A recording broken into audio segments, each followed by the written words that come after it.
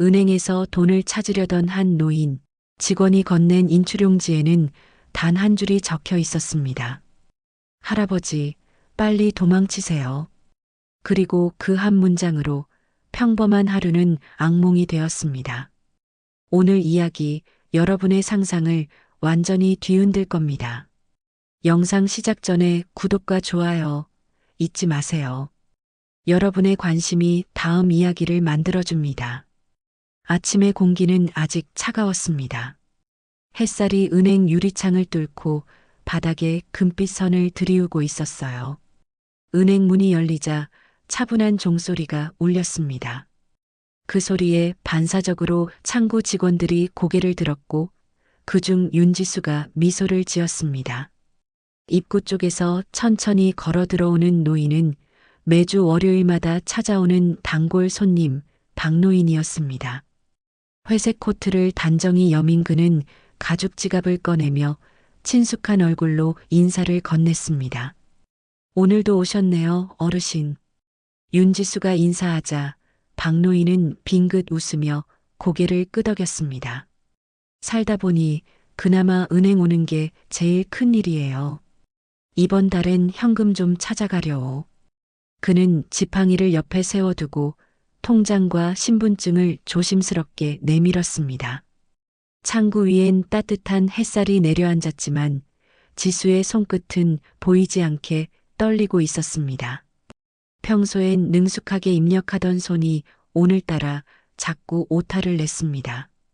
그녀는 무언가를 망설이는 눈빛으로 박노인을 쳐다봤습니다. 그리고 잠시 주변을 살폈습니다. 은행 내부에는 평소보다 직원이 적었습니다. 창구 두 곳이 비어 있었고 고객 대기 번호판은 점검 중으로 꺼져 있었습니다. 뒤편 사무실의 문은 닫혀 있었지만 안쪽에서 누군가 전화로 낮게 통화하는 목소리가 들렸습니다. 윤지수의 얼굴이 하얗게 질렸습니다. 그녀는 서류 더미 밑에 있던 인출용지를 꺼내더니 재빨리 볼펜을 들었습니다. 손끝이 떨렸지만 그녀는 짧게 한 줄을 적었습니다. 할아버지, 빨리 도망치세요. 그녀는 아무렇지 않은 표정으로 인출용지 아래 그 메모를 끼워 박노인에게 건넸습니다. 박노인은 노안이 심해 가까이서 종이를 들여다봤습니다. 처음엔 글씨가 흐릿하게 보여 잘 읽히지 않았습니다. 그는 눈을 찡그리고 종이를 조금 들어 올렸습니다. 그리고 그 문장을 읽는 순간 심장이 쿵 내려앉았습니다. 도망치세요. 짧고 단호한 글씨체는 급히 쓴 듯 흔들려 있었지만 그 안에는 절박함이 배어 있었습니다. 그는 고개를 들어 윤지수를 바라봤습니다. 지수는 아무 말 없이 미소를 지었습니다. 그 미소는 너무 평온해서 오히려 섬뜩했습니다. 확인하신 뒤 서명 부탁드립니다. 그녀는 일부러 평범한 톤으로 말했지만 시선은 어느새 그의 어깨 너머를 향하고 있었습니다. 박노인이 뒤를 돌아보자 은행 입구 쪽 자동문이 딸깍 소리를 내며 닫혔습니다. 문 위에 빨간 잠금 표시등이 켜졌습니다. 동시에 은행 내부의 공기가 바뀌었습니다. 조용하던 실내에 긴장감이 감돌기 시작했습니다. 뒤쪽 사무실 문이 열리며 검은 정장을 입은 남성 둘이 걸어 나왔습니다. 그들의 발걸음은 일정했고 표정엔 감정이 없었습니다. 뒤이어 지점장 오상훈이 등장했습니다. 그는 늘 친절한 미소를 짓는 사람이었지만 오늘은 그 미소가 이상하게 차가워 보였습니다.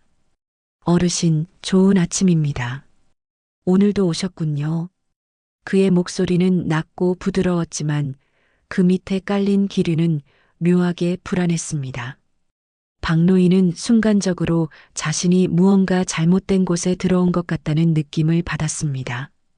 그는 주머니 속에서 메모지를 구겨 넣으며 손을 움켜쥐었습니다. 손바닥엔 식은땀이 차오르고 심장은 빠르게 뛰었습니다. 어르신, 잠시 확인할 게 있어서요. 이쪽으로 잠깐 오시죠. 지점장이 다가오자 박노인은 본능적으로 한 발자국 물러섰습니다. 윤지수는 창구 밑에서 조용히 고개를 저었습니다. 그녀의 눈빛은 지금 나가세요라고 말하고 있었습니다. 박노인은 그녀의 눈을 바라보다가 고개를 끄덕였습니다. 그리고 천천히 지팡이를 집어들었습니다. 그가 문 쪽으로 발걸음을 옮기자 경비원이 다가왔습니다. 어르신, 아직 거래가 안 끝났습니다. 말투는 공손했지만 팔을 막는 손길은 거칠었습니다. 박노인은 지팡이로 문을 밀어보았지만 잠겨 있었습니다. 지점장은 여전히 뒤에서 웃고 있었습니다. 조금만 기다리세요, 어르신. 금방 끝납니다. 그 말이 끝나자 은행 안의 조명이 미묘하게 깜빡였습니다. 모든 시선이 박노인에게 쏠려 있었습니다. 윤지수의 입술이 파르르 떨렸습니다. 그녀는 서류를 정리하는 척하면서 종이 밑으로 손을 숨겼습니다. 손끝에서 땀이 흐르고 눈가에는 눈물이 맺혔습니다. 박노인은 그 모습에서 두려움을 읽었습니다. 그는 고개를 숙여 지팡이 손잡이를 꽉 쥐었습니다. 지금 도망쳐야 해, 지금이야. 그 생각이 머릿속을 스쳤습니다. 심장이 한번 크게 뛰고 다리가 저절로 움직였습니다. 박노인은 힘껏 지팡이로 문을 밀쳤습니다. 자동문이 미세하게 열리며 바람이 한 줄기 스쳤습니다. 경비원이 놀란 표정으로 어르신 하고 외쳤습니다. 하지만 박노인은 뒤돌아보지 않았습니다. 그는 지팡이에 온몸에 힘을 실어 문을 비집고 나왔습니다. 차가운 바람이 얼굴을 때렸습니다. 순간적으로 숨이 막혔지만 멈출 수 없었습니다. 은행을 벗어나자 도시의 소음이 한꺼번에 밀려들었습니다. 차 소리, 사람들의 발소리, 신호등 소리. 모든 것이 현실 같지 않았습니다. 박노인은 몇 발자국을 더 걷다가 뒤를 돌아봤습니다. 은행 유리문 너머로 윤지수가 서 있었습니다. 그녀는 미세하게 고개를 끄덕였습니다. 그 눈빛에는 안도와 슬픔이 동시에 담겨 있었습니다. 박노인은 고개를 돌리고 길을 건넜습니다. 도시의 한가운데서 그는 혼자였습니다. 손 안에 종이가 구겨진 채 땀에 젖어 있었습니다. 도망치세요라는 글씨가 손에 비칠 정도로 번져 있었습니다. 그는 가슴을 부여잡고 골목길 쪽으로 발을 옮겼습니다. 등 뒤에서 누군가가 부르는 소리가 들렸지만 귀에 닿지 않았습니다. 지팡이 끝이 바닥을 울리며 일정한 리듬을 냈습니다. 그 리듬 속에서 그는 생전 처음 느껴보는 공포를 느꼈습니다. 그는 골목 모퉁이로 들어가 잠시 숨을 고르며 뒤를 돌아봤습니다. 은행 입구 앞에는 검은 양복의 남성 2명이 서 있었습니다. 그들은 주변을 둘러보며 서로 무전기로 짧게 신호를 주고받고 있었습니다. 박노인은 벽에 등을 붙이고 숨을 죽였습니다. 가슴이 미친 듯이 뛰었고 머리가 하얗게 텅 빈 듯 했습니다. 무슨 일이야, 대체 왜? 그의 입술에서 낮은 속삭임이 흘렀습니다. 바람이 불며 종이 한 장이 그의 손에서 흔들렸습니다. 그 종이에 적힌 글씨가 햇빛에 반짝였습니다. 할아버지, 빨리 도망치세요. 그 순간 멀리서 차량 한 대가 천천히 그 골목 앞에 멈춰 섰습니다. 창문이 살짝 열리더니 안에서 선글라스를 낀 남자가 그를 바라봤습니다. 박노인은 숨을 멈추고 벽 뒤로 몸을 숨겼습니다. 그는 두려움에 떨며 눈을 감았습니다. 지팡이를 꼭 쥔 손이 덜덜 떨렸습니다. 살아야 한다. 그는 속으로 그렇게 되뇌었습니다. 은행에서 시작된 짧은 하루가 이제부터 그의 인생을 송두리째 바꿀 거라는 걸 그는 아직 몰랐습니다. 그리고 그때부터 그의 도망은 진짜로 시작되었습니다. 골목길의 공기는 축축하게 눅눅했습니다. 은행에서 나왔을 땐 그저 찬바람이 얼굴을 스쳤을 뿐인데 지금은 그 바람조차도 자신을 밀어내는 듯 차갑게 느껴졌습니다. 박노인은 헐떡이며 골목벽에 몸을 기댔습니다. 심장은 미친 듯이 뛰었고 다리는 무겁게 굳어 있었습니다. 그는 주머니 속에 쥔 종이를 꺼내 다시 바라봤습니다. 구겨지고 땀에 젖은 용지 위의 글씨는 흐릿했지만 그 문장만은 또렷했습니다. 할아버지, 빨리 도망치세요. 그는 손을 덜덜 떨며 종이를 접어 가슴 안쪽 주머니에 넣었습니다. 그 순간 뒤쪽에서 신발 밑창이 바닥을 스치는 소리가 들렸습니다. 저기요, 잠시만요. 어디선가 들려온 남자의 목소리에 박노인은 본능적으로 몸을 돌렸습니다. 검은 양복 차림의 사내 한 명이 골목 입구에 서 있었습니다. 그의 손에는 휴대용 무전기가 들려 있었고 귓속엔 이어셋이 꽂혀 있었습니다. 박노인은 한마디 말도 하지 않고 다시 골목 안쪽으로 뛰기 시작했습니다. 그의 지팡이가 벽에 부딪히며 금속성 소리를 냈습니다. 뒤에서 잡아 하는 외침이 들렸습니다. 그 외침은 공기를 찢는 듯 날카로웠습니다. 박노인은 숨이 차올라도 멈추지 않았습니다. 그는 그저 앞으로만 나아갔습니다. 도로로 나와 교차로 쪽으로 향했습니다. 신호등이 깜빡이며 파란불에서 노란불로 바뀌고 있었습니다. 차들이 경적을 울리며 속도를 늦췄습니다. 박노인은 지팡이를 든 채 무작정 차선으로 뛰어들었습니다. 도심의 소음이 귀를 때렸고 사람들의 시선이 일제히 그를 향했습니다. 한 운전자가 창문을 내리고 외쳤습니다. 할아버지, 위험해요. 하지만 박노인은 듣지 못했습니다. 그는 신호등이 빨갛게 바뀌기도 전에 도로를 가로질렀습니다. 등 뒤로는 검은 차가 급정거하며 타이어가 미끄러지는 소리가 들렸습니다. 그가 인도를 밟았을 때 차창이 열리며 남자의 얼굴이 드러났습니다. 익숙한 얼굴이었습니다. 은행에서 봤던 경비원이었습니다. 그는 무표정하게 말했습니다. 어르신, 그만하시죠. 그 말은 명령처럼 들렸습니다. 박노인은 몸을 돌려 다시 뛰었습니다. 지팡이를 버리고 맨몸으로 달렸습니다. 숨이 턱끝까지 차올랐지만 그는 멈출 수 없었습니다. 가게 앞 진열대의 상자들이 그의 어깨에 부딪히며 쓰러졌습니다. 그 소리에 주변 행인들이 놀라서 그를 바라봤습니다. 도둑이야?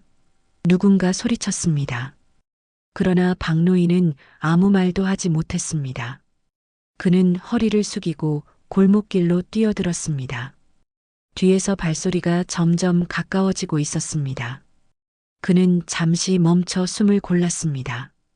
폐에서 나오는 숨소리가 자신의 귀를 울릴 만큼 컸습니다.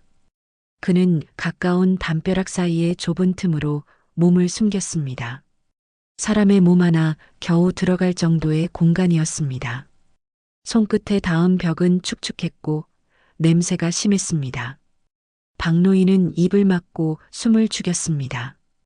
잠시 후 두 남자의 발소리가 멈췄습니다. 이 근처로 들어갔어. 거친 숨소리와 함께 들려오는 목소리는 익숙했습니다. 은행 안에서 지점장을 따라 나오던 남자였습니다. 그들은 서로 눈짓을 주고받으며 골목을 살폈습니다. 박노인은 심장이 뛰는 소리가 들릴까봐 온몸을 움츠렸습니다. 그의 몸은 이미 흙먼지와 땀에 젖어 있었습니다.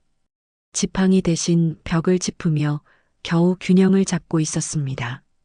그때 한 남자가 휴대폰을 꺼내 짧게 말했습니다. 대상 확인, 근처에 있습니다. 박노인은 눈을 질끈 감았습니다. 그의 머릿속엔 단 하나의 생각만 맴돌았습니다. 살아야 한다. 이제 이유를 따질 시간도 없었습니다. 그는 허리를 굽힌 채 벽을 짚고 뒤편으로 조금씩 움직였습니다. 비좁은 통로를 따라 나가자 좁은 뒷골목이 열렸습니다. 그곳엔 오래된 철제 계단이 있었고 위로는 낡은 아파트가 보였습니다. 박노인은 계단을 잡고 천천히 올라갔습니다. 계단마다 녹이 슬어 있었고 발소리가 금속을 울렸습니다. 여기로 간 것 같아요. 뒤쪽에서 외침이 들렸습니다. 박노인은 멈추지 않았습니다. 겨우 3층쯤 올랐을 때 문이 하나 열렸습니다. 안에서 중년 여성이 놀란 얼굴로 그를 바라봤습니다. 그는 숨이 차오른 목소리로 속삭였습니다. 제발 문 좀 닫아주세요. 여성은 잠시 망설이다 문을 닫았습니다. 그녀의 눈빛엔 두려움과 연민이 함께 섞여 있었습니다. 박노인은 계단 난간을 잡고 위로 올랐습니다. 옥상으로 통하는 문은 반쯤 열려 있었습니다. 그는 몸을 밀어 문을 열고 옥상 위로 올라섰습니다. 도시의 바람이 얼굴을 강하게 스쳤습니다. 박노인은 손으로 눈을 가리며 주위를 둘러봤습니다. 멀리서 경찰 사이렌 소리가 희미하게 들려왔습니다. 그 소리가 그토록 반가운 적은 처음이었습니다. 하지만 동시에 의문이 생겼습니다. 도대체 무슨 일이야? 그는 주머니 속에서 용지를 꺼냈습니다. 빛바랜 글씨는 여전히 도망치세요라고 쓰여 있었습니다. 그는 하늘을 올려다봤습니다. 회색 구름 사이로 햇빛이 한 줄기 새어나왔습니다. 박노인은 잠시 숨을 고르며 옥상 난간에 기대었습니다. 하지만 안도감은 오래가지 않았습니다. 골목 아래에서 검은 차가 멈춰 섰고 두 남자가 내렸습니다. 그들이 위를 올려다보며 무전기로 신호를 주고받았습니다. 박노인은 숨이 막혔습니다. 그의 눈동자가 빠르게 흔들렸습니다. 그는 옥상 반대편으로 몸을 돌렸습니다. 낡은 건물 사이로 이어지는 철제 난간이 눈에 들어왔습니다. 거길 건너야 해. 그는 떨리는 손으로 난간을 붙잡았습니다. 발 아래는 좁은 골목과 쓰레기통이 보였습니다. 높이는 그리 높지 않았지만 떨어지면 크게 다칠 정도였습니다. 박노인은 잠시 눈을 감고 깊게 숨을 들이켰습니다. 그리고 지팡이 대신 난간을 잡은 손에 힘을 주었습니다. 몸을 기울이며 조심스럽게 다리를 옮겼습니다. 철제 난간이 그의 무게에 삐걱거리며 소리를 냈습니다. 그 소리가 너무 커서 심장이 멎을 듯 했습니다. 한 발, 두 발 그는 서서히 건너기 시작했습니다. 바람이 불어와 코트 자락이 흔들렸습니다. 그때 아래에서 외침이 들렸습니다. 옥상 위에 있습니다. 순간 박노인은 온몸이 굳었습니다. 바람이 거세게 불며 모자를 날려버렸습니다. 그는 눈을 감고 난간을 꽉 잡았습니다. 떨리는 다리를 겨우 움직여 반대편 옥상으로 넘어갔습니다. 그는 무릎을 꿇고 숨을 몰아쉬었습니다. 손바닥엔 철제 난간에 녹이 묻어 있었습니다. 멀리서 발소리가 계속 들려왔습니다. 그는 무작정 옥상 반대편 출입문으로 달려갔습니다. 문이 잠겨 있었지만 그는 있는 힘을 다해 밀었습니다. 제발 열려라. 그의 입에서 낮은 기도가 흘렀습니다. 문은 삐걱이며 천천히 열렸습니다. 그는 계단으로 들어가 어두운 복도를 따라 내려갔습니다. 빛이 희미하게 깜빡이는 오래된 형광등 아래로 그의 그림자가 길게 늘어졌습니다.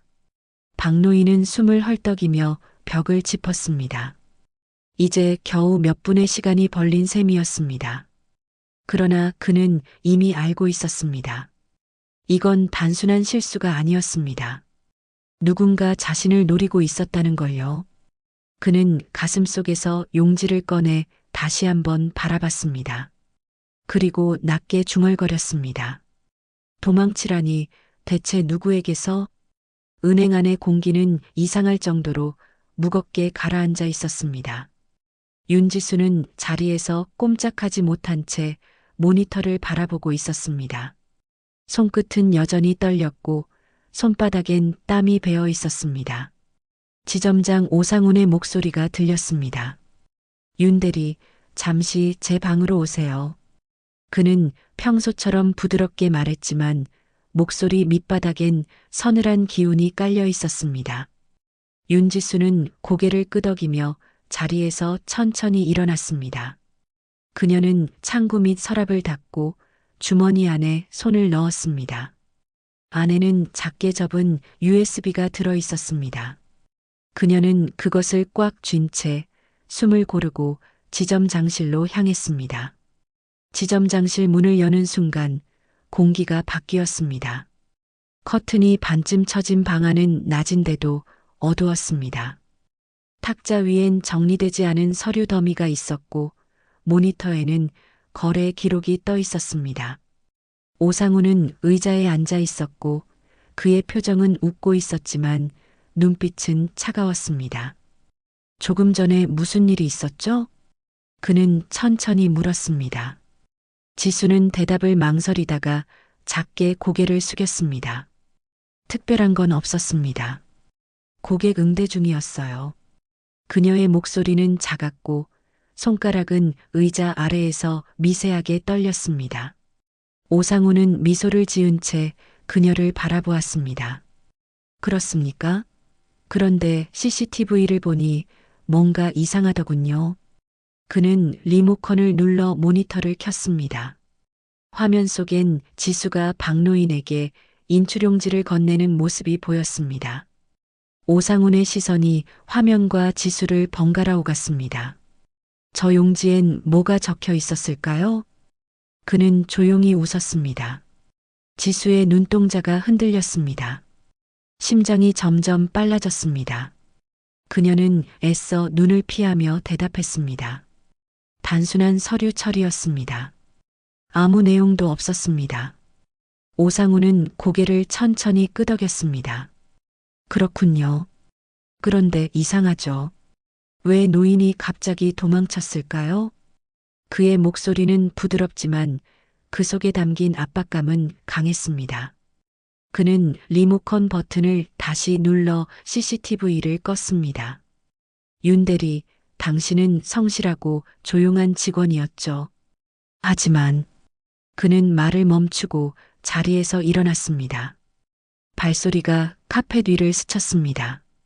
그가 책상 앞까지 다가오자 지수는 본능적으로 뒤로 물러났습니다. 당신이 방금 한 일 때문에 우리 모두가 곤란해질 수도 있습니다.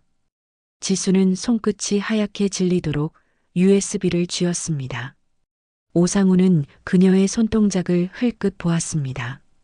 손에 뭐가 있죠?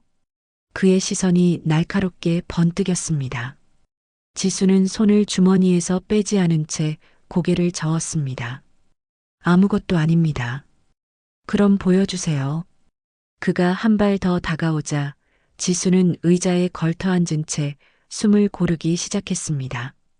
그녀의 이마에 땀이 맺혔습니다. 방 안의 공기가 갑자기 더 무겁게 느껴졌습니다. 그때 문을 두드리는 소리가 났습니다.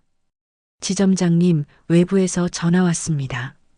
직원의 목소리가 문 너머로 들려왔습니다. 오상우는 잠시 시선을 문으로 돌렸다가 다시 지수를 보았습니다. 그의 표정이 변했습니다. 잠시만 나가 있죠. 곧 다시 부를 겁니다. 그는 문을 열어나가며 그녀를 흘긋 바라봤습니다. 문이 닫히자 지수는 그제야 숨을 내쉬었습니다. 손끝이 여전히 떨렸고 심장은 귀 옆에서 쿵쿵 울리고 있었습니다. 그녀는 서류장 옆으로 다가가 서류 봉투 하나를 꺼냈습니다. 봉투 안에는 복사된 계약서들이 들어 있었습니다. 대부분은 정상적인 거래 내역이었지만 그중 일부에는 거액의 금액이 표시돼 있었습니다. 수취인 이름 옆엔 낯선 회사 이름들이 반복되어 있었습니다. 그녀는 그중 하나를 꺼내 휴대폰으로 사진을 찍었습니다. 사진이 저장되는 소리조차 크게 들렸습니다. 지수는 창문 쪽으로 다가가 커튼 틈 사이로 밖을 내다봤습니다. 은행 앞에는 여전히 검은 차량 한 대가 서 있었습니다. 운전석 안의 인물은 선글라스를 쓴 채 아무런 움직임이 없었습니다. 그녀는 두 팔로 몸을 감싸며 작게 중얼거렸습니다.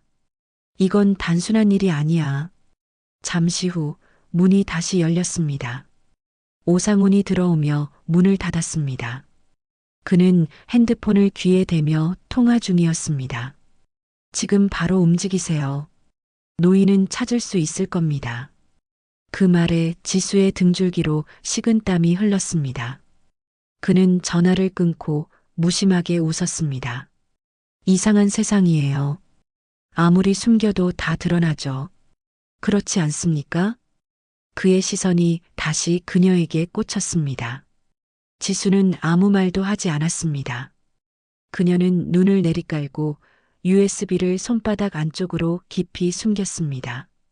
지점장은 의자에 앉아 파일을 넘기며 중얼거렸습니다. 윤대리, 충성은 좋은 덕목입니다. 하지만 잘못된 곳에 하면 위험해요. 그 말은 경고 같았습니다. 지수는 억눌린 숨을 내쉬며 자리에서 일어났습니다. 잠시만요. 고객 서류 정리를 마저 해야 해서요. 그녀는 고개를 숙인 채 문으로 향했습니다. 오상우는 아무 말도 하지 않고 그녀의 뒷모습을 바라봤습니다. 문이 닫히자 그는 조용히 미소를 지었습니다. 그리고 옆 서랍에서 작은 리모컨을 꺼내 버튼을 눌렀습니다. CCTV가 다시 켜지며 방 안의 영상이 녹화되기 시작했습니다. 윤지수는 복도로 나와 창구로 돌아왔습니다. 직원들의 시선이 그녀를 향했지만 아무도 말을 걸지 않았습니다. 그녀는 의자에 앉아 손끝을 떨며 업무를 정리하는 척했습니다. 하지만 머릿속은 온통 혼란으로 가득했습니다. 박노인은 도망쳤고 지점장은 무언가를 숨기고 있었습니다. 그녀는 손에 쥔 USB를 가방 속 깊은 곳에 넣었습니다. 이걸 밖으로 빼내야 해. 그 생각 하나로 그녀의 심장은 다시 빨라졌습니다. 지수는 모니터 화면에 뜬 숫자들을 멍하니 바라봤습니다. 그 숫자들 사이엔 인간의 욕심이 고스란히 숨어 있었습니다. 오후에 햇살이 창문을 통해 들어와 반짝였습니다. 은행은 겉보기엔 아무 일 없다는 듯 평온했습니다. 고객들은 줄을 서 있었고 직원들은 일상적인 미소를 띠고 있었습니다. 하지만 그 평온함 아래에는 보이지 않는 공포가 짙게 깔려 있었습니다. 지수는 손끝을 꽉 쥐며 고개를 들었습니다. 지점장의 방 안에서 전화벨이 다시 울렸습니다.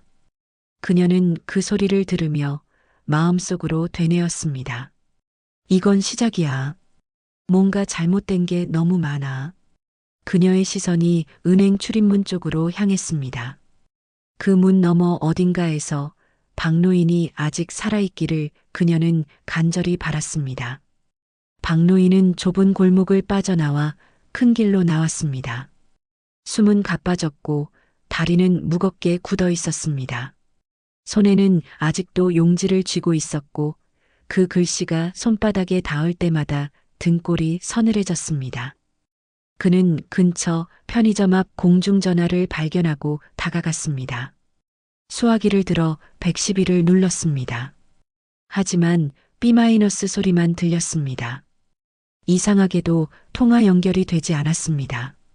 그는 다시 버튼을 눌렀지만 이번에는 기계음이 들렸습니다. 이 번호는 현재 사용할 수 없습니다. 순간 등 뒤에서 바람이 스쳤습니다. 그가 돌아보자 중년 남자 한 명이 다가오고 있었습니다. 짙은 회색 재킷 차림에 낡은 모자를 쓴 사내였습니다. 괜찮으세요, 어르신?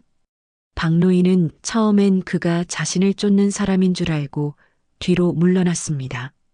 하지만 남자의 표정엔 걱정이 묻어 있었습니다. 숨이 많이 차시네요. 무슨 일이라도 있으신가요? 박노인은 한참을 머무시다가 조심스럽게 용지를 꺼내 보여줬습니다. 남자의 눈썹이 미세하게 떨렸습니다. 이게 뭐죠? 은행 직원이 나한테 이걸 건넸어요. 도망치라네요. 남자는 종이를 받아들고 한동안 아무 말도 하지 않았습니다. 그의 눈빛이 갑자기 날카로워졌습니다. 그 은행, 혹시 강남 지점입니까?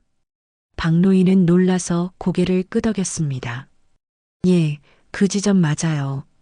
무슨 일인지 나도 모르겠소. 남자는 주위를 둘러보며 낮은 목소리로 말했습니다. 전 김영사라고 합니다. 얼마 전 그 은행 관련 제보를 받았어요. 그의 말에 박노인은 눈을 크게 떴습니다. 경찰이요? 정식은 아닙니다. 이제 퇴직했어요. 하지만 그 은행에서 뭔가 이상한 냄새가 났습니다. 김영사는 그의 팔을 잡고 조용히 말했습니다. 지금 여긴 안전하지 않습니다. 제 차로 가시죠. 박노인은 망설였지만 그의 말투엔 진심이 느껴졌습니다. 그들은 조심스럽게 인근 골목으로 걸어갔습니다. 골목 끝에는 낡은 흰색 승용차가 세워져 있었습니다. 김영사는 문을 열며 말했다. 어서 타세요. 저놈들이 당신을 찾고 있을 겁니다. 차에 타자마자 그는 빠르게 도로로 빠져나갔습니다. 차 안엔 묘한 정적이 감돌았습니다. 어르신, 혹시 계좌나 거래 내역 중 이상한 점 없으셨나요? 박노인은 고개를 저었습니다. 나는 그냥 생활비만 찾으러 갔을 뿐이에요. 그런데 그는 주머니에서 용지를 꺼내 다시 한번 보여줬습니다. 김영사는 잠시 그것을 들여다보다 말했다. 저 문장은 단순한 경고가 아닙니다. 내부에 뭔가 있군요. 그의 눈빛이 진지하게 변했습니다. 은행 내부자 중 누군가가 위험을 알리고 있는 겁니다. 박노인은 혼란스러웠습니다. 은행이 왜 나 같은 늙은이를 노릴까요? 김영사는 잠시 생각에 잠겼습니다. 그건 아마 돈의 흐름 때문일 겁니다. 누군가 당신의 계좌를 이용하고 있었을 수도 있죠. 그의 말에 박노인은 할 말을 잃었습니다. 그때 김영사의 휴대폰이 진동했습니다. 그는 화면을 보고 얼굴이 굳었습니다. 이상하네요. 방금 경찰망에 접근하려 했는데 연결이 차단됐습니다. 박노인은 놀란 눈으로 그를 바라봤습니다. 무슨 뜻이오? 누군가 우리 위치를 감시하고 있습니다. 차 안의 공기가 순식간에 무거워졌습니다. 그는 급히 방향을 틀어 옆 도로로 빠져나갔습니다. 박노인은 유리창 밖을 바라봤습니다. 뒤따라오는 검은 SUV 한 대가 보였습니다. 저놈들이군요. 김영사의 목소리가 낮게 갈라졌습니다. SUV는 일정한 속도로 그들의 차를 따라왔습니다. 김영사는 급히 골목으로 들어가며 차를 몰았습니다. 타이어가 바닥을 긁으며 미끄러졌습니다. 벨트를 꽉 매세요. 박노인은 겁에 질린 채 손잡이를 붙잡았습니다. 차는 좁은 골목을 뚫고 나가 큰 도로로 다시 진입했습니다. SUV도 바로 뒤를 쫓았습니다. 거리가 점점 좁혀지고 있었습니다. 김영사는 이를 악물며 가속 페달을 밟았습니다. 그의 손등에 핏줄이 도드라졌습니다. 그들은 단순한 조직이 아닙니다. 은행과 연결된 사람들일 겁니다. 박노인은 숨을 고르며 물었습니다. 그럼 이제 어떻게 해야 합니까? 확실한 증거가 필요합니다. CCTV나 내부 자료가 있어야 해요. 그때 김영사의 눈빛이 반짝였습니다. 그 직원, 윤지수라고 했죠? 그 사람이 열쇠를 쥐고 있을 겁니다. 박노인은 그 이름을 듣고 고개를 끄덕였습니다. 그래요. 그 아이 눈빛이 무서웠지만 날 살리려는 눈이었어요. SUV의 헤드라이트가 거울처럼 반사되어 그들의 얼굴을 비췄습니다. 김영사는 핸들을 급히 꺾으며 외쳤습니다. 붙잡히면 끝입니다. 차가 오른쪽 골목으로 들어가며 비포장 도로를 달렸습니다. 뒤에 SUV는 잠시 멈췄지만 곧 다시 쫓아오기 시작했습니다. 김영사는 브레이크를 밟아 차를 세웠습니다. 그는 손목에 찬 낡은 무전기를 켰습니다. 여기 김영사, 긴급 요청. 위치 추적 방해받고 있다. 경찰 지원 필요. 무전기에서는 잡음만 흘러나왔습니다. 젠장, 신호까지 막혔군. 그는 이를 악물었습니다. 박노인은 창밖을 내다봤습니다. SUV가 100m쯤 뒤에서 멈춰 있었습니다. 그 안에서 누군가 휴대폰을 들고 통화하고 있었습니다. 어르신, 우리 위치를 아는 사람이 많을 겁니다. 김영사는 시동을 끄며 말을 이었습니다. 지금은 이 근처 CCTV부터 확인해야 해요. 두 사람은 차에서 내려 근처 편의점으로 들어갔습니다. 점원은 놀란 눈으로 그들을 바라봤습니다. 혹시 이 골목 CCTV 좀 볼 수 있을까요? 김영사는 신분증을 내밀며 말했다. 잠깐만요. 점원이 카운터 뒤쪽으로 가서 화면을 켰습니다. 영상엔 검은 SUV가 그들의 차를 따라오는 장면이 찍혀 있었습니다. 김영사의 표정이 굳었습니다. 그는 휴대폰으로 그 영상을 찍으며 낮게 말했습니다. 이건 증거가 됩니다. 이제 더 숨길 수 없어요. 박노인은 여전히 불안한 눈빛이었습니다. 이제 우린 어디로 가야 하나요? 김영사는 고개를 돌려 그를 바라봤습니다. 그 은행으로 돌아갑니다. 윤지수를 찾아야 해요. 그 말에 박노인의 눈이 커졌습니다. 거기로 다시? 맞습니다. 모든 시작은 그곳에서였으니까요. 그의 말이 끝나자 편의점 유리창 너머로 검은 SUV의 불빛이 번쩍였습니다. SUV 안에 인물이 휴대폰을 들고 누군가에게 짧게 보고했습니다. 대상 확보 중. 형사와 함께 있습니다. 김영사는 그 모습을 보고 박노인의 팔을 잡았습니다. 지금 나갑니다. 뒷문으로. 그들은 편의점 창고 쪽으로 몸을 숨겼습니다. 좁은 복도를 따라가자 작은 비상구가 보였습니다. 김영사는 문을 열며 말했다. 조용히 움직이세요. 아직 끝나지 않았습니다. 문이 닫히자 어두운 골목으로 바람이 세차게 밀려들었습니다. 그리고 두 사람의 발소리가 어둠 속으로 사라졌습니다. 윤지수는 늦은 밤 텅 빈 은행 로비에 홀로 앉아 있었습니다. 모든 불이 꺼진 공간에 그녀의 노트북 불빛만 희미하게 번졌습니다. 지점장은 이미 퇴근했다고 했지만 은행 구석 어딘가에서 무언가가 그녀를 지켜보는 느낌이 들었습니다. 손목시계를 보니 밤 10시를 넘기고 있었습니다. 지수는 의자에서 일어나 조용히 서버실 쪽으로 걸어갔습니다. 그녀의 구두 굽이 바닥에 닿을 때마다 딱, 딱 울리는 소리가 낯설게 느껴졌습니다. 복도 끝에 있는 철문을 열자 차가운 공기가 쏟아졌습니다.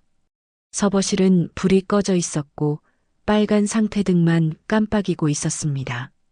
그녀는 손전등을 켜고 천천히 안으로 들어갔습니다. 그곳은 은행의 심장이자 비밀이 숨겨진 곳이었습니다. 지수는 가방에서 USB를 꺼내 컴퓨터 본체에 꽂았습니다. 화면이 켜지자 수많은 계좌 파일이 차례로 나타났습니다.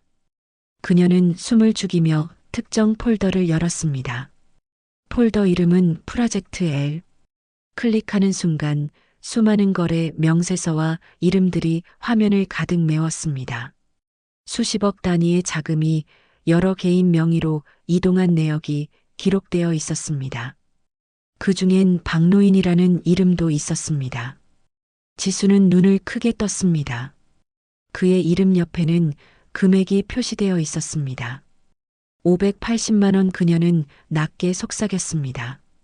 그 돈은 그저 평범한 생활비처럼 보였지만 송금 경로가 문제였습니다. 송금인은 해외 법인, 수취인은 박노인. 그의 계좌는 불법 자금 세탁의 중간 거점으로 이용되고 있었습니다. 지수는 급히 노트북에 파일을 복사했습니다. 진행률 바가 천천히 올라가는 동안 그녀는 등 뒤를 돌아봤습니다. 어둠 속에 아무도 없었지만 공기에는 이상한 냄새가 배어 있었습니다. 전선이 타는 듯한 금속 냄새와 땀 냄새가 섞여 있었습니다. 그녀는 USB 복사가 완료되자마자 장비를 뽑았습니다. 그러나 그 순간 철문이 천천히 열리는 소리가 들렸습니다. 윤대리, 퇴근은 왜 안 하시죠? 낯익은 목소리였습니다. 지점장 오상훈이 서 있었습니다. 그의 얼굴은 미소를 띠고 있었지만 눈빛은 전혀 웃고 있지 않았습니다. 지수는 본능적으로 노트북을 닫았습니다. 정리할 게 있어서요. 그녀는 애써 평정심을 유지하려 했습니다. 이 밤중에 정리라 대단하군요. 그는 천천히 다가와 책상 위에 손을 올렸습니다. 그의 시선이 노트북과 그녀의 손 사이를 오갔습니다. USB 꽂으셨죠? 그 말에 지수의 심장이 쿵 내려앉았습니다. 그녀는 손을 뒤로 감췄지만 이미 늦었습니다. 오상우는 미소를 지으며 가까이 다가왔습니다. 이해합니다. 뭔가 이상했을 거예요. 하지만 세상은 그렇게 단순하지 않습니다. 그의 목소리는 부드러웠지만 어딘가 위협적이었습니다. 지수는 한 걸음 뒤로 물러났습니다. 무슨 짓을 하는 거예요, 지점장님? 이건 불법이에요. 불법? 오상우는 피식 웃었습니다. 당신은 지금 어디에 서 있는지조차 모르는군요. 그는 노트북을 들어 화면을 확인했습니다. 프로젝트 L 폴더가 열려 있었습니다. 그의 얼굴에서 미소가 사라졌습니다. 이걸 열었군요. 그가 손을 뻗자 지수는 반사적으로 뒤로 물러나 노트북을 떨어뜨렸습니다. 쾅 하는 소리와 함께 노트북이 바닥에 부딪혔습니다. 순간 방 안의 불빛이 깜빡이며 꺼졌다 켜졌습니다. 지수는 재빨리 USB를 주머니 속으로 밀어 넣었습니다. 오상우는 한숨을 쉬며 중얼거렸습니다.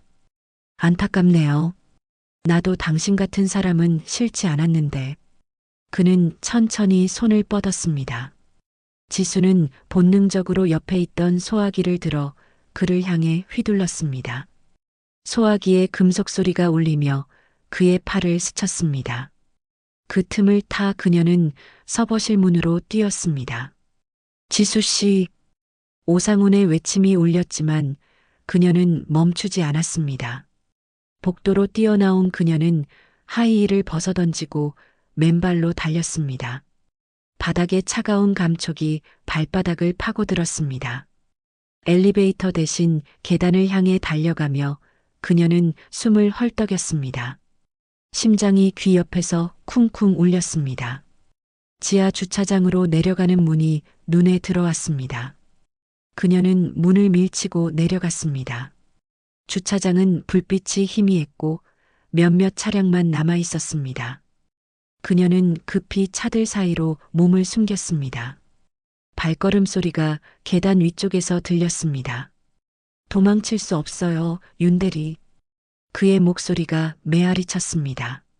지수는 숨을 죽이며 손에 쥔 USB를 꽉 잡았습니다.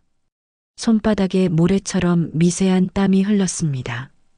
그녀는 고개를 들어 주차장 출구를 바라봤습니다.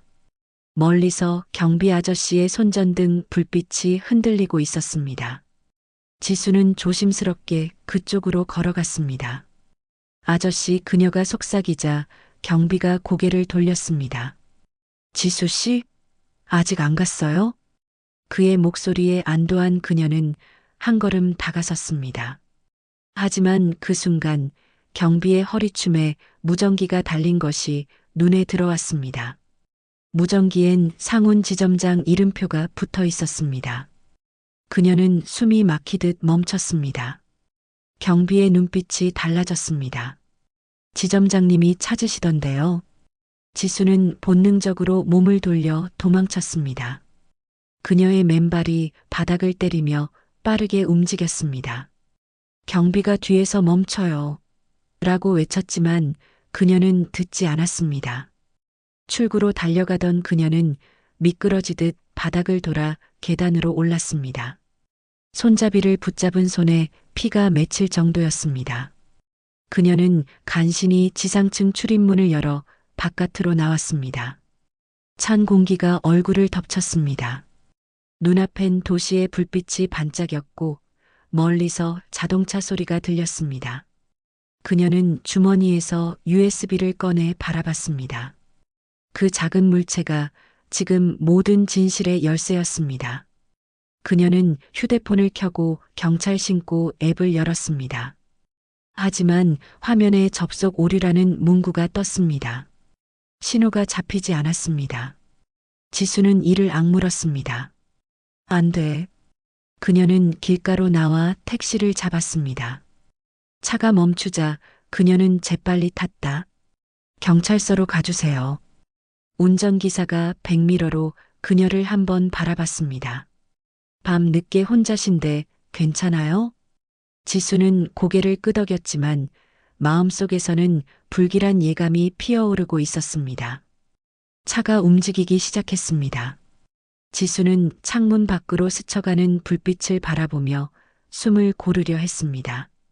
하지만 백미러 속에서 운전기사의 눈이 이상하게 느껴졌습니다. 그는 휴대폰을 꺼내 짧은 메시지를 보냈습니다. 그 화면에 대상 확보 중이라는 문장이 스쳤습니다. 지수의 손끝이 차갑게 얼어붙었습니다. 그녀는 즉시 문 손잡이를 잡고 몸을 돌렸습니다. 죄송합니다. 내려야겠어요. 그녀의 말이 끝나기도 전에 차는 급히 오른쪽 골목으로 방향을 틀었습니다. 어둠 속으로 차가 미끄러지듯 들어갔습니다. 지수의 심장이 폭발할 듯 뛰었습니다. 창문 너머엔 불빛이 사라지고 어두운 도로만 남았습니다. 운전기사의 입가엔 의미 모를 미소가 떠올랐습니다. 그녀는 손에 쥔 USB를 가방 속에 깊이 숨기며 마음속으로 다짐했습니다. 누가 뭐래도 이건 세상 밖으로 나가야 해. 그리고 바로 그 순간 그녀의 휴대폰이 진동했습니다. 화면에는 모르는 번호가 떴습니다. 수신자 이름은 없었지만 메시지 한 줄이 함께 표시되었습니다. 도와드리겠습니다. 김영사입니다. 지금 위치를 보내세요. 지수의 눈빛이 번쩍이며 그녀는 다시 한번 숨을 삼켰습니다. 새벽녘 도시의 하늘은 잿빛으로 덮여 있었습니다. 가로등 불빛이 희미하게 깜빡이는 길가에 낡은 흰색 차량 한 대가 서 있었습니다. 차 안에는 김영사와 박노인이 앉아 있었고 그들의 얼굴에는 피로가 깊게 깔려 있었습니다. 조수석에 앉은 박노인은 주머니 속 종이를 손가락으로 만지작거렸습니다. 형사 양반, 이젠 그만 가도 되는 거요? 너무 늦은 시간 아닌가. 그의 목소리는 떨렸지만 불안과 의심이 뒤섞여 있었습니다. 김영사는 운전대를 잡은 채 짧게 대답했습니다. 아직 아닙니다. 우리가 찾는 사람이 이 근처에 있습니다. 그의 시선은 건너편 오래된 빌라 건물로 향해 있었습니다. 그곳의 2층 커튼 사이로 희미한 불빛이 새어나오고 있었습니다. 잠시 후 문이 열리며 윤지수가 나타났습니다. 그녀는 지친 얼굴로 주위를 둘러봤습니다. 박노인은 그 모습을 보고 안도의 한숨을 내쉬었습니다. 저 아가씨가 그 직원인가요? 김영사는 고개를 끄덕였습니다. 맞아요. 우리를 구할 열쇠를 쥔 사람입니다. 차에서 내린 두 사람은 조심스럽게 건물로 향했습니다. 지수는 문을 열며 그들을 안으로 들였습니다. 방 안은 어둡고 좁았으며 테이블 위에는 노트북과 서류들이 어지럽게 흩어져 있었습니다. 그녀는 USB를 꺼내 노트북에 꽂으며 말을 꺼냈습니다. 이 안에 모든 게 들어있어요. 은행의 불법 대출, 자금 세탁, 그리고 연결된 사람들까지. 화면에는 수십 개의 파일이 나타났습니다. 그중 하나의 제목이 눈에 들어왔습니다. 프로젝트 L 내부 보고서. 김영사는 파일을 클릭했습니다. 화면에는 여러 이름과 계좌번호, 그리고 송금 내역이 적혀 있었습니다. 그 중엔 박노인의 이름도 분명히 있었죠. 이건 내 이름이잖아. 박노인은 놀란 표정으로 말했다. 지수는 고개를 끄덕이며 설명했습니다. 지점장이 당신 계좌를 이용해 자금을 세탁한 겁니다. 모르는 사이에 중간 유통 계좌로 만들어버린 거예요. 박노인은 입을 떡 벌렸습니다. 난 그저 돈 찾으러 갔을 뿐인데 이런 짓을. 그의 손이 미세하게 떨렸습니다.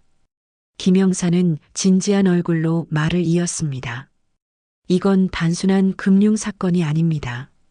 경찰 내부에서도 이 조직과 연결된 사람이 있을 가능성이 높아요. 그 말에 지수의 표정이 굳었습니다. 그녀는 USB 안의 파일 중 또 다른 문서를 열었습니다. 화면에 보안 메일의 사본이 나타났습니다. 발신자는 헤드오피스, 제목은 내부 처리 완료. 그리고 하단엔 짧은 문장이 있었습니다. 불필요한 인원 제거 지시. 그 한 문장에 세 사람 모두 숨을 삼켰습니다. 제거? 박노인이 중얼거렸습니다. 지수는 손을 떨며 설명했습니다. 지점장이 이걸 받았어요. 아마 저를 포함해서 진실을 눈치챈 사람을 없애라는 뜻일 겁니다. 김영사는 즉시 휴대폰을 꺼내 경찰망 접속을 시도했습니다. 하지만 화면엔 권한이 없습니다라는 문구가 뜨며 차단되었습니다. 벌써 막혔군요. 그의 표정이 굳어졌습니다. 그들은 우리가 움직일 걸 알고 있습니다. 그는 노트북 화면을 보며 낮게 중얼거렸습니다. 이 파일을 안전하게 넘길 방법을 찾아야 합니다. 지수는 잠시 생각에 잠기더니 입을 열었습니다. 클라우드 서버에 업로드해 두면 안전할 거예요. 암호화해서요. 그녀는 파일 전송을 시작했습니다. 진행률 바가 천천히 올라가고 있었지만 그 속도는 느리기만 했습니다. 박노인은 손으로 이마를 짚으며 중얼거렸습니다. 이런 일에 내가 휘말리다니. 그의 얼굴엔 공포보다 허무함이 짙게 깔렸습니다. 지수는 조용히 그를 바라봤습니다. 할아버지, 당신 덕분에 진실이 드러날지도 몰라요. 그녀의 말에는 작은 희망이 담겨 있었습니다. 하지만 그때 노트북 화면이 번쩍이며 연결이 끊겼습니다. 네트워크 오류 서버 응답 없음. 김영사는 이를 악물었습니다. 놈들이 신호를 끊었어요. 그는 자리에서 일어나 창문 밖을 내다봤습니다. 골목 끝에서 검은 SUV가 멈춰 서 있었습니다. 벌써 왔군요. 지수는 급히 USB를 빼내 가방 속에 넣었습니다. 이걸 들고 언론사로 가야 해요. 경찰은 믿을 수 없어요. 박노인은 창백한 얼굴로 그들을 번갈아 봤습니다. 그럼 우린 이제 어디로 가야 합니까? 김영사는 단호하게 대답했습니다. 이 근처엔 오래 머물 수 없습니다. 다른 곳으로 이동하죠. 그들은 급히 짐을 챙기며 문 쪽으로 향했습니다. 하지만 계단 아래에서 발소리가 들려왔습니다. 쿵, 쿵, 쿵. 규칙적인 발소리, 그리고 이어폰 속에서 흘러나오는 낮은 잡음. 지수는 숨을 죽이며 속삭였습니다. 그 사람들입니다. 김영사는 재빨리 조명을 껐습니다. 방 안은 순식간에 어둠에 잠겼습니다. 그는 총 대신 손전등을 꺼내 창문 쪽으로 다가갔습니다. 이쪽으로 나갑니다. 창문 아래에는 좁은 비상계단이 연결되어 있었습니다. 지수는 가방을 메고 창문 틀을 잡았습니다. 박노인은 그의 손을 잡고 뒤따랐습니다. 한층을 내려가자 거리의 소음이 가까워졌습니다. 하지만 동시에 위층에서 문이 부서지는 소리가 들렸습니다. 찾았어요. 낯선 남자의 목소리가 울렸습니다. 김영사는 이를 악물고 지수를 밀었습니다. 빨리 내려가요. 당신이 이걸 세상 밖으로 가져가야 해요. 그녀는 고개를 끄덕이며 비상계단 아래로 달려갔습니다. 박노인은 힘에 부쳐 숨을 몰아쉬었습니다. 형사 양반, 난 너무 늙었소. 김영사는 그를 부축하며 낮게 말했습니다. 지금만큼은 젊게 생각하세요. 아직 끝나지 않았습니다. 세 사람은 계단 끝으로 내려가 골목으로 빠져나갔습니다. SUV에서 내린 남자 둘이 총을 들고 그쪽으로 다가오고 있었습니다. 지수는 가방을 껴안은 채 몸을 돌렸습니다. 저쪽이에요. 시장 쪽 골목으로요. 그녀의 목소리에 김영사는 즉시 방향을 틀었습니다. 세 사람의 그림자가 새벽 어둠 속으로 사라졌습니다.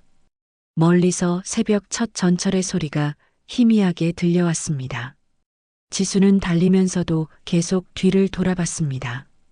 총을 든 남자들이 그들을 추격하고 있었습니다. 놈들이 점점 가까워집니다. 박노인은 헐떡이며 말했다. 이젠 숨을 곳도 없소. 김영사는 눈앞에 보이는 간판을 가리켰습니다. 저기 폐쇄된 지하상가가 있습니다. 거기로 가요. 세 사람은 급히 문을 밀치고 안으로 들어갔습니다. 지하로 이어진 어둡고 긴 통로가 그들을 삼켰습니다. 지수는 숨을 고르며 벽에 등을 붙였습니다. 그녀의 손 안엔 여전히 USB가 있었습니다. 그 작은 금속 조각 안에 수십 명의 삶과 죄가 담겨 있었습니다. 그녀는 이를 악물며 속삭였습니다. 이건 끝까지 지킬 거예요. 김영사는 조심스럽게 주변을 살피며 말했습니다. 좋아요. 하지만 지금은 잠시 숨어야 합니다. 해가 뜨면 움직이죠. 박노인은 조용히 고개를 끄덕였습니다. 지하상가의 어둠 속 세 사람은 말없이 서로를 바라봤습니다. 그리고 그들의 머릿속엔 같은 생각이 맴돌았습니다. 이제부터 진짜 싸움이 시작된다. 새벽이 밝아오자 회색빛 하늘이 도심 위로 번졌습니다. 윤지수는 밤새 숨도 쉬지 못한 얼굴로 앉아 있었습니다. 지하상가의 어둠 속에서 그녀의 손은 USB를 꼭 쥐고 있었고 그 옆엔 김영사와 박노인이 나란히 앉아 있었습니다. 세 사람의 얼굴엔 피로와 긴장이 뒤섞여 있었습니다. 형사는 시계를 보며 조용히 말했습니다. 이제 슬슬 움직여야 합니다. 해가 뜨면 놈들이 더 적극적으로 나설 겁니다. 박노인은 고개를 끄덕이며 몸을 일으켰습니다. 그는 몸을 가누며 천천히 말했다. 이제 어디로 가는 겁니까? 형사 양반. 은행으로 갑니다. 김영사의 목소리는 단호했습니다. 모든 증거와 단서는 거기에 있어요. USB만으로는 부족합니다. 지수의 얼굴이 하얗게 질렸습니다. 그곳으로 돌아간다고요? 그건 자살이에요. 아니요. 그곳에서 끝내야 합니다. 형사는 단호하게 말했다. 지점장은 우리가 움직이고 있다는 걸 알고 있습니다. 하지만 아직 완전히 통제하진 못했어요. 박노인은 불안하게 주변을 둘러봤습니다. 그 사람 이미 경찰까지 손댔을 텐데 우리가 가면 잡히는 거 아닙니까? 그래서 제가 있습니다. 김영사는 권총 대신 낡은 무전기를 꺼내 들었습니다. 제 동료 중 한 명이 아직 믿을 만한 사람입니다. 내부 지원을 요청했어요. 지수는 조심스럽게 물었습니다. 그게 믿을 수 있는 일인가요? 확실하진 않지만 지금은 선택의 여지가 없습니다. 그는 일어나 조심스럽게 계단 쪽으로 향했습니다. 세 사람은 골목길을 따라 빠르게 이동했습니다. 해가 떠오르며 도시의 소음이 하나둘 살아났습니다. 그들이 향하는 곳은 다시 은행이었습니다. 은행 앞에 도착했을 때 그곳은 평소와 다름없이 열려 있었습니다. 출근한 직원들이 분주히 움직였고 고객 몇 명이 줄을 서 있었습니다. 겉보기엔 아무 이상이 없었습니다. 하지만 지수의 눈엔 모든 게 낯설고 두려웠습니다. 분명 여긴 지옥 같은 곳이었는데 그녀가 낮게 중얼거렸습니다. 김영사는 그녀에게 USB를 건넸습니다. 이걸 서버에 연결해요. 내부 시스템에 있는 파일과 동기화해야 합니다. 그녀는 숨을 고르며 고개를 끄덕였습니다. 박노인은 문 옆에서 주변을 살폈습니다. 그의 손에는 여전히 구겨진 용지가 쥐어져 있었습니다. 지수는 떨리는 손으로 은행 안으로 들어섰습니다. 직원들은 그녀를 보고 놀란 듯 고개를 돌렸습니다. 윤 대리님, 어제 퇴근 안 하셨죠? 동료의 물음에 그녀는 아무 대답도 하지 않았습니다. 그녀는 조심스럽게 본인 자리로 향했습니다. 모니터를 켜자 익숙한 로그인 화면이 떴습니다. 손가락이 떨렸지만 그녀는 암호를 입력했습니다. 시스템이 켜지며 수많은 데이터가 화면에 떠올랐습니다. 그녀는 USB를 꽂으며 속삭였습니다. 제발 한 번만 더 버텨줘. 한편 박노인은 창가 쪽에서 은행 로비를 살피고 있었습니다. 손님 몇 명이 있었고 경비원은 출입문 옆에 서 있었습니다. 하지만 어딘가 낯설었습니다. 경비원의 표정이 어제와는 달랐습니다. 눈빛이 차갑고 시선이 계속 이쪽을 향하고 있었습니다. 박노인은 불안함을 느꼈습니다. 형사 양반, 뭔가 이상합니다. 그의 말에 김영사는 시선을 돌렸습니다. 그때 복도 끝에서 한 무리의 남자들이 걸어 들어왔습니다. 그중 맨 앞에는 오상훈 지점장이 있었습니다. 그는 여유로운 걸음으로 다가와 미소를 지었습니다. 윤 대리, 다시 만나 반갑네요. 지수는 온몸이 굳었습니다. 여기서 뭐 하시는 겁니까? 그의 말은 부드럽지만 주변의 남자들이 천천히 은행 문을 잠그는 소리가 들렸습니다. 철컥 자동문이 닫히며 은행은 다시 감옥처럼 변했습니다. 김영사가 앞으로 나섰습니다. 오상훈, 끝났습니다. 당신이 무슨 짓을 했는지 다 알아요. 오상훈은 피식 웃었습니다. 끝났다고요? 아직 시작도 안 했는데요. 그의 손이 가볍게 흔들리자 두 남자가 김영사를 붙잡았습니다. 형사는 거칠게 몸을 저항했지만 숫자상으로 불리했습니다. 지수는 자리에서 일어나 USB를 가방 속으로 감췄습니다.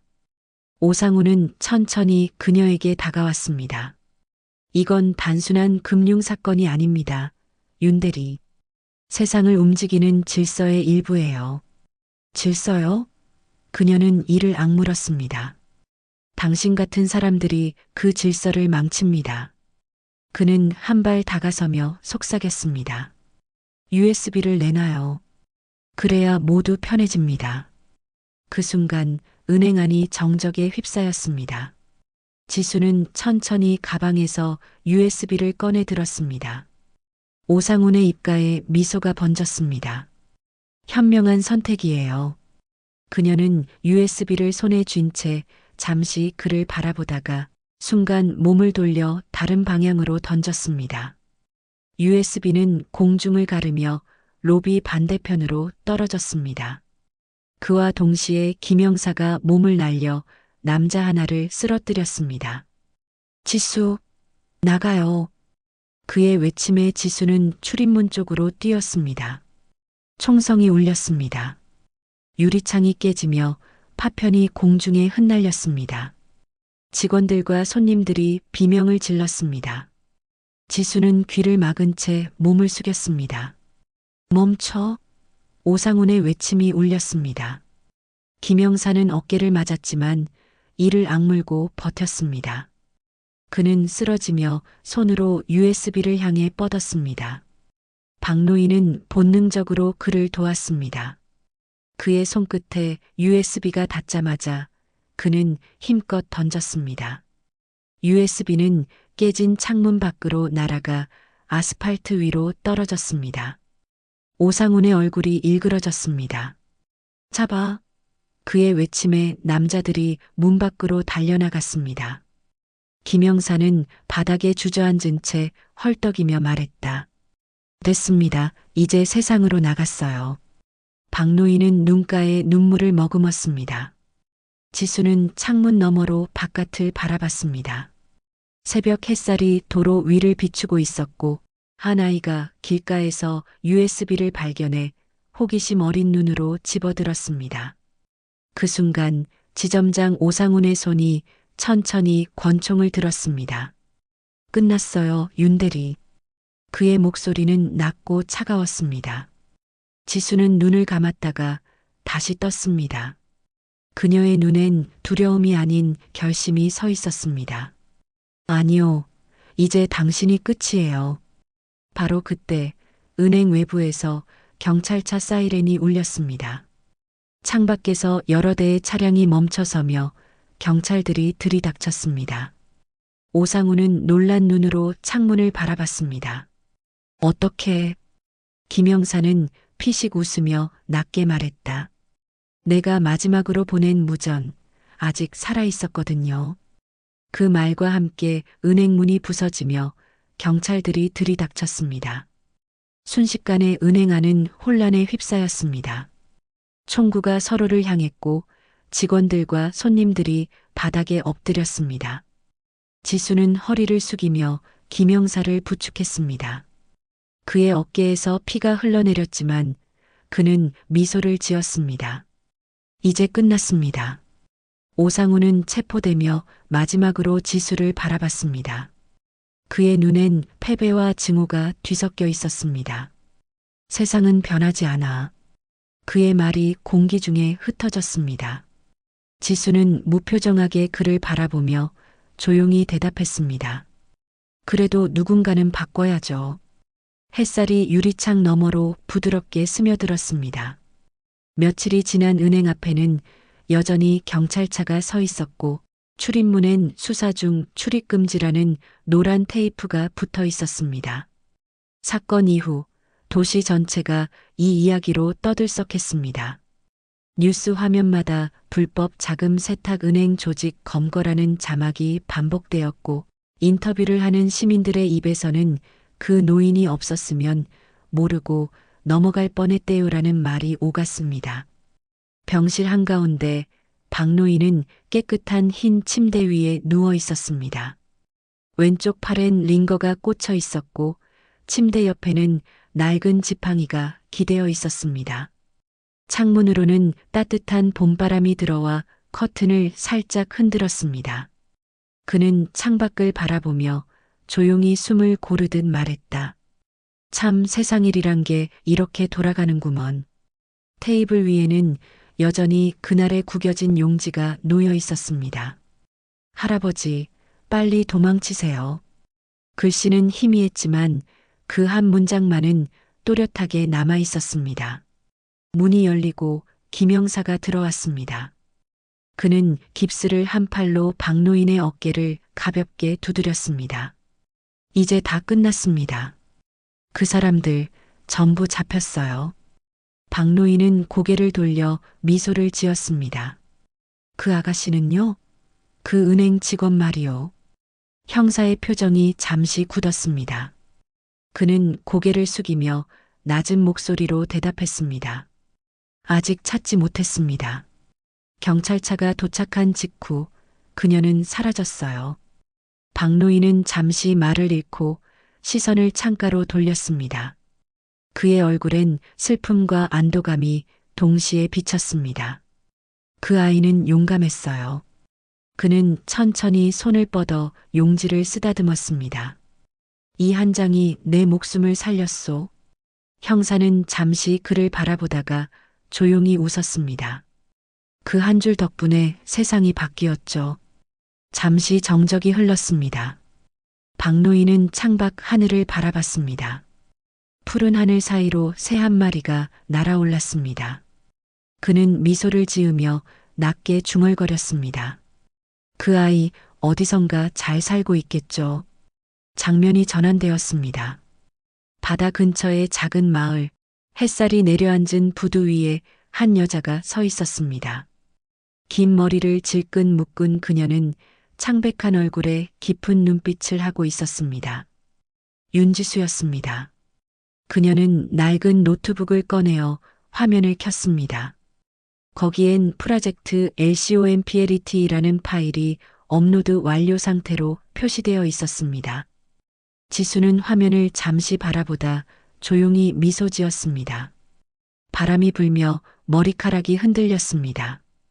그녀는 USB를 꺼내 바다 위로 던졌습니다. USB는 푸른 물결 속으로 가라앉으며 반짝였습니다. 이제 끝났어요. 그녀의 목소리는 낮았지만 단단했습니다.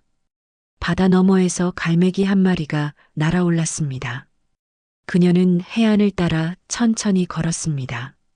어딘가로 떠나는 듯, 그러나 두려움 없는 걸음이었습니다. 그녀의 표정에는 후회 대신 홀가분함이 깃들어 있었습니다. 그날의 공포는 사라졌지만 정의감만은 여전히 그녀 안에 남아 있었습니다. 그녀의 걸음은 멀어지며 점점 작아졌습니다.